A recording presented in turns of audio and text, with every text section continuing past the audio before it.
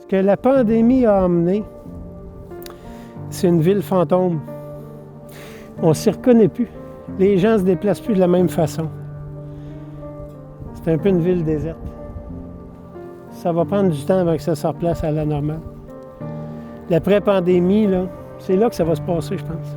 Quand on ne sera plus là, aux aguets puis à gérer le chaos, on ne saura plus quoi faire. On va perdre nos balises. C'est déjà fait, tant qu'à moi.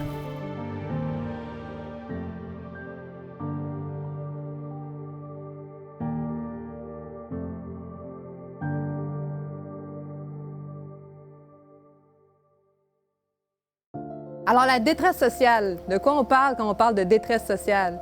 On parle de personnes qui ont été oubliées par le système de santé publique. On parle de personnes oubliées par la société en général. Il y a un fossé qui s'est creusé, puis le filet social s'est agrandi. Puis il y a des gens qui ont commencé à tomber dans les mailles du filet, à plus avoir accès à certains services, autant en termes de quantité que de qualité. Puis c'est ça, la détresse sociale.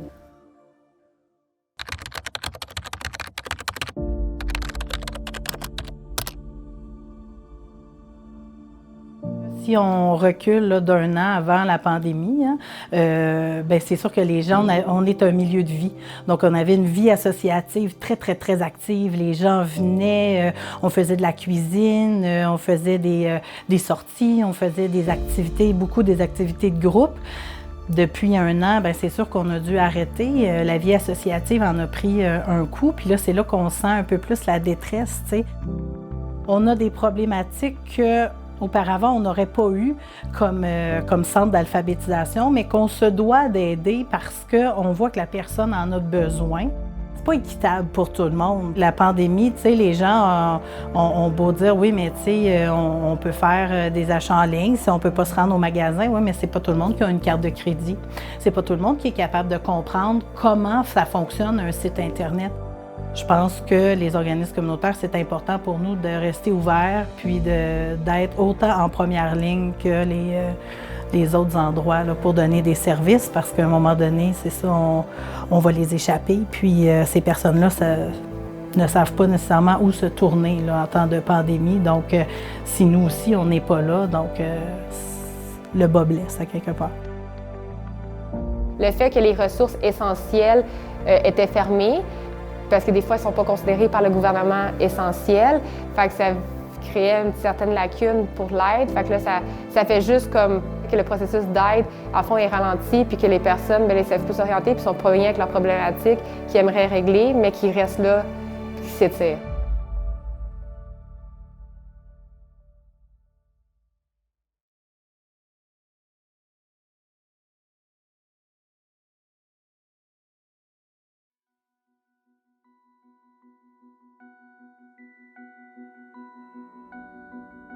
Fait que quand on parle de coupure dans les services, on parle pas juste de coupure dans la quantité, mais on parle aussi de coupure dans la qualité.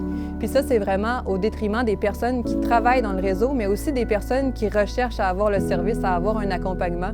On voit beaucoup de travailleurs sociaux, d'éducateurs spécialisés qui voient leur charge de cas doubler. Donc là, ils doivent faire plus avec moins. Puis c'est vraiment, c'est pas à l'avantage de personne. Puis malheureusement, c'est pas tous les ministères qui voient ça de cette façon-là. En 2011, si je me souviens bien, il y a une certaine réorganisation structurelle où est-ce qu'on a essayé d'aller diminuer la dette du Québec. Puis pour faire ça, on a voulu couper, évidemment, dans les services de santé publique. Puis on a intégré ce qu'on appelle la méthode Lean. Puis la méthode Lean, ça, c'est issu des chaînes de montage Toyota. Donc on a pris une stratégie qui était adaptée à des chaînes de montage, puis on l'a appliqué à un réseau de santé et de services sociaux. Mais en santé, services sociaux, on ne gère pas des boîtes à chaussures, on ne gère pas des pièces de mécanique, on travaille avec des humains complexes qui arrivent avec une réalité assez variée. Donc, la méthode Lean, ce qu'elle veut, elle, c'est premièrement, pas perdre de temps, donc être productif. Deuxièmement, elle veut éviter le gaspillage, donc faire plus avec moins. Mais surtout, troisièmement, ce qu'elle veut, c'est répondre à la demande. Donc, on n'offre pas des services, puis ensuite la demande arrive. On adapte nos services à la demande. Donc, on est toujours en mode curatif et plus en mode préventif. Et ce que ça fait, ça, évidemment, c'est que ça fait des longues listes d'attente. Les personnes attendent des années avant d'avoir les services qu'ils auraient besoin maintenant. Mais ce que ça fait aussi, c'est que ça nous rend beaucoup plus vulnérables en tant que réseau, en tant que société, à affronter des crises qui arrivent du jour au lendemain. Et c'est ce qu'on voit en ce moment avec la pandémie de la COVID.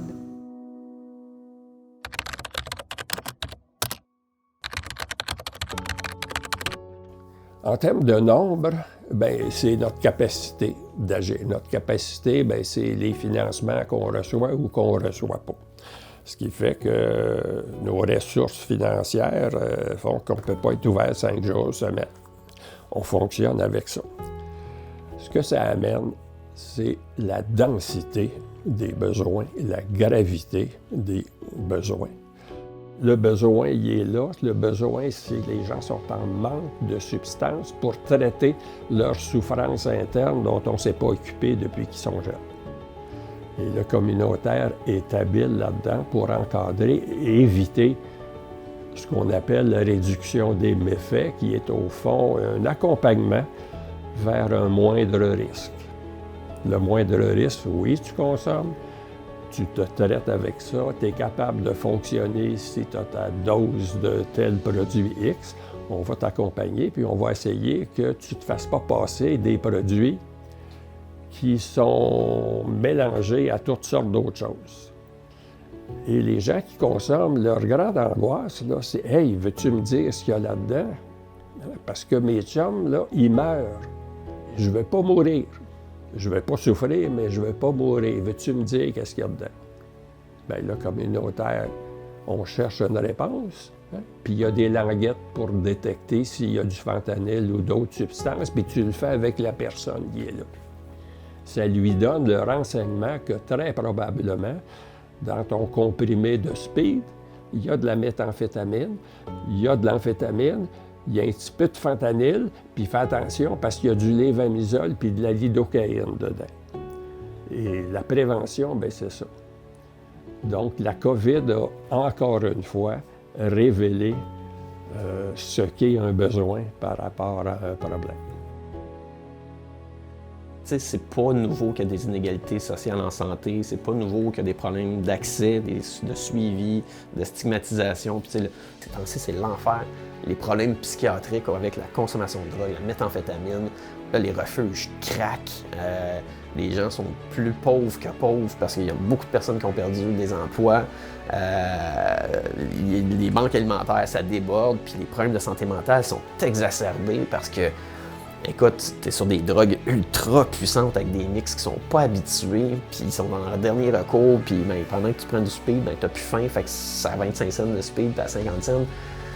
C'est pas le meilleur moyen, mais ça t'achète un semblant de qualité de vie, puis ça va te générer d'autres problèmes. Mais la détresse est lourde, les problèmes psychiatriques qui se développent, puis là, on parle de là, mais il va falloir les gérer dans 1 an, puis dans 2 ans, puis dans 3 ans, puis il va y avoir peut-être des séquelles aussi là-dessus. Puis, tu sais, là, on est obligé de mettre des mesures sanitaires qu'on comprend et qu'on respecte. Puis, tu sais, nous, on reste ouverts pendant le contexte de la pandémie, mais il faut moduler nos services. Tu sais, les gens qui étaient déjà seuls, puis qui ça faisait du bien de venir passer une journée au CSA, venir dans le salon, prendre un café, juste jaser. Des fois, ça n'a pas besoin d'être toujours thérapeutique, mais d'avoir ce lien-là, bien, le seul lien qu'ils ont, ils l'ont plus.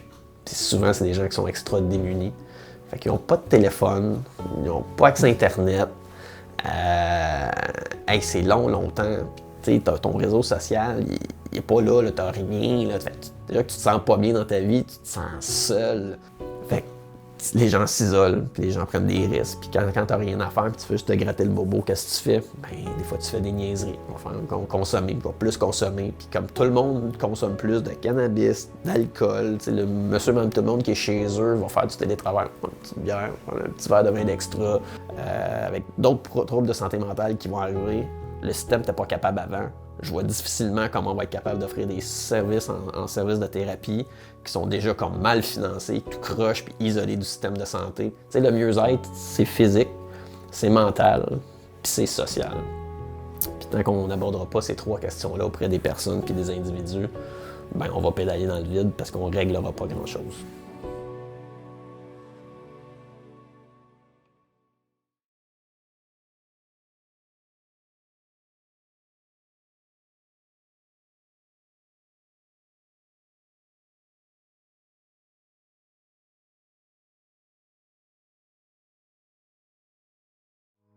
Donc ça, c'est quelque chose qu'on voit vraiment souvent, l'espèce de gap entre la façon que la réalité est vécue sur le terrain versus comment c'est traité dans les hautes sphères en haut au ministère. Puis un exemple plus récent de ça, c'est tout l'enjeu du couvre-feu pendant la pandémie où notre premier ministre a voulu rassurer les gens quand l'enjeu de l'itinérance a été abordé en disant « Vous en faites pas, il y a des lits puis des refuges pour tout le monde ». Dans les faits, il n'y a pas vraiment de lits puis de refuges pour tout le monde, mais c'est aussi que c'est une réponse très simpliste à une réalité beaucoup plus complexe. On parle pas de manque de lits quand on parle d'itinérance, on parle de désaffiliation sociale. Donc souvent, les groupes terrains, ils vont être un petit peu exaspérés de voir ce clash-là entre la façon que les choses sont traitées en haut versus leur réalité quotidienne. Puis je pense que si les gens d'en haut descendaient plus souvent en bas voir ce qui se passe, bien, ils seraient peut-être gênés de certains propos qu'ils ont tenus là publiquement parce qu'on voit à quel point c'est décollé de la réalité. Je voulais savoir, M. Legault, quel est votre plan de match pour les sans-abri? Où doivent-ils aller à 20 heures? Que doivent faire les policiers qui les rencontrent dans les rues après cette heure-là? On en a discuté ce matin. Ce qu'on souhaite, c'est que les itinérants se retrouvent aussi à l'intérieur. Donc, il y a des endroits qui sont prévus.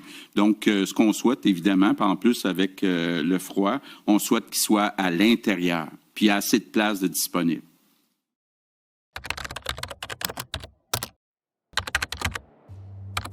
En fait, l'itinérance, effectivement, ça se trouve être un symptôme social.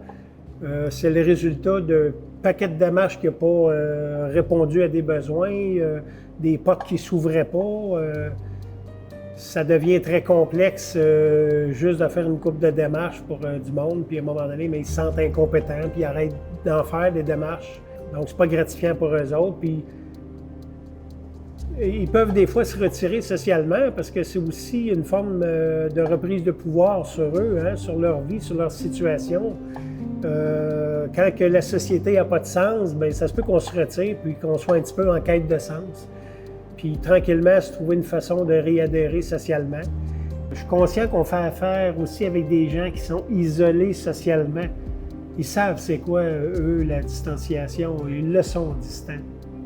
C'est une crise sanitaire, mais c'est pas leur crise. Ils ont leur propre crise.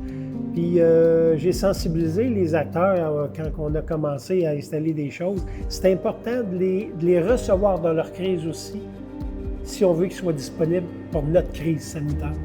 Puis je pense que ce qu'elle désire, cette personne-là qui est souffrante, c'est pas nécessairement qu'on apaise sa souffrance, c'est qu'on ait la reconnaissance qu'elle est souffrante.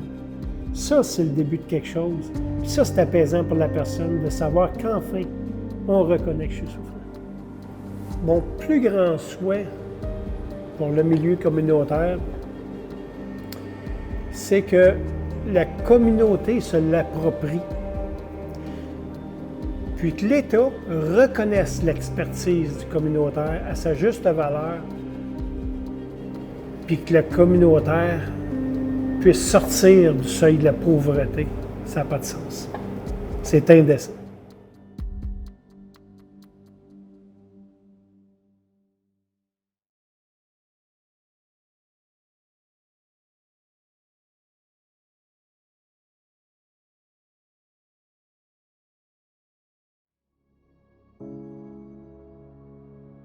Fait que nous, dans le communautaire, on va toujours être un petit peu comme la roche qui dérange dans le soulier. Puis on va rester là parce que c'est ça notre rôle. On défend des droits fondamentaux, on défend des droits humains, puis on défend aussi des valeurs de solidarité, des valeurs de justice sociale, d'équité puis de démocratie.